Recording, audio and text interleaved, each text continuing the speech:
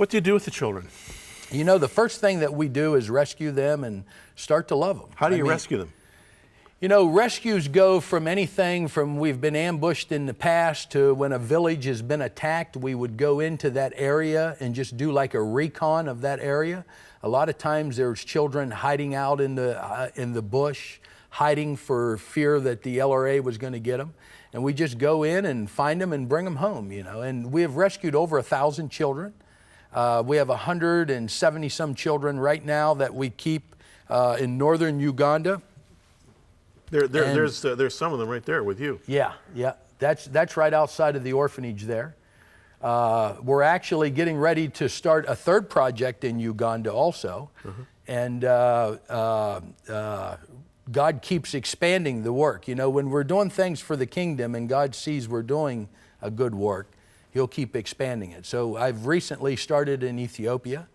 We're getting ready to go into Somalia now because everyone knows there's a really bad conflict in Somalia. Yeah, really? Yeah. Now, there's so much detail here that we could go on and on and on and on, but I just want to hit some of the high points. What's the response of the Christian community in America been to you and your work? You know, it's been good. You know, there's always a few that think that the methods that I use are not good, but you know, we have to remember I don't condone violence. I believe that we are to protect children, and I've said this so many times in interviews. You have children of your own. And if somebody took your children today, and if I said I can bring your children home, what would you say? Yeah. Bring it them doesn't. home. Yeah, it doesn't matter. You know, and to the person that might not have children, or to the real religious person, they might say, "Oh, I'll pray about it." You know, I'm sorry if you got to pray about saving your children's life. Yeah, then we need prayer. Well, do you have a family? Yeah, Tell me about your kids. I have a daughter that has been amazing. I literally kind of put her to the side when she was growing up because I spent all my time in Africa. And in the movie, you'll see where there was a time that my daughter literally hated me because she thought I loved the children of Africa more than her. And it's amazing what God did, you know, because when she graduated at 17 years old, she come in and she said, "Dad, I want to talk." And I started thinking like a dad that I knew what she wanted. And I says, "Hey, if you want to go to college or something, I'll get the money together." And she started to cry and she said, "No," she says, "I want to run your nonprofit."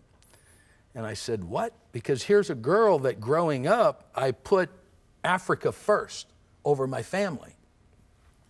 And she said, "Dad, do you remember when you would go to the warehouse to get your clothes because we didn't have money to go to the store and buy clothes?" And I said, "Yeah." She said, "I was right beside of you getting my clothes." And then she said, "Do you remember when we would sit at the table and there wouldn't be much food on the table?" And I said, "Yeah." She said, "I was eating at the same table with you." And she said, "Who can sacrifice for this ministry like me?" She says, "I know how." So my daughter is 22 years old. She runs our nonprofit right now, Angels of East Africa. And she runs my bike shop, her and her husband both. And I mean, I'm probably the most blessed man on earth to have that happen.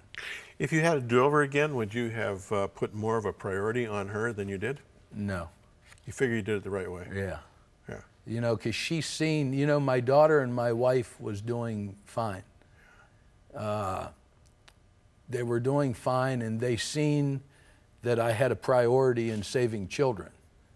And now my daughter has that same priority. Yeah. So your family are on side with you? Yeah. My wife runs our church. Okay, we have two nonprofits. We have a church nonprofit, and then we have a charitable organization. So she totally runs the church now. I got a small church in the mountains of Pennsylvania. I call it a biker church, but we have people that don't ride that comes to it. Right. But on a nice Sunday, we'll have 30, 40 bikes in the parking lot. And what's amazing is there's times where 3 different MC groups will come to our church. And there's no arguing, no fighting, and you know, it kind of really shows the church how we're to be. MC meaning? Motorcycle club. Motorcycle club, Yeah. sure. Right. Yeah, so there'll be 3 different people from different groups that if they see each other uptown, they might have a problem, but it's something they'll come to the church and no problems. So 2 minutes ago, plans for expansion. Where's the horizon for you these days? You know, God keeps expanding our work.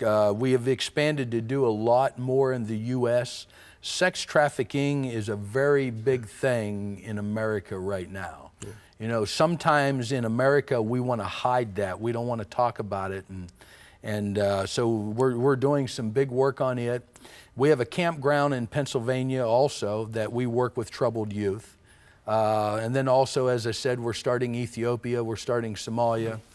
Working still in Sudan and also working in Uganda. We have a lot of things that we're doing in Uganda right now. There hasn't been no war in Uganda for many, many years, but you know, there's a lot of suffering people in Uganda. Mm. We're actually getting ready to go in and we're taking people's homes that are totally, we wouldn't put a goat inside to sleep. You know, the roof is off, there are no doors, no windows. Some of the people are widows, some of them are elderly people. But they have always been Christian. They have always stood on the Word of God. We're getting ready to go in and do home makeovers where we totally redo the house. Huh. Yeah, so wow. God has a lot of things planned, and I just want to tell all of the partners or anyone that's out there that wants to support us, I mean, you can check anytime where your seed is being planted, and it's always being planted in someone's home or someone's life. You have a website? What's that? You have a website? Yeah, Angels of East Africa, or you can Google Machine Gun Preacher. Okay. A lot of times it seems like people wants to remember machinegunpreacher.org or angelsofeastafrica.org. Okay, well, there you go, friends. That's how you get in touch with this remarkable man. Sam Childers is his name, and we're just blessed that we've had a few minutes to spend with him. Thanks for coming our way. Thank you very much. Sam. All right, we'll be back after this.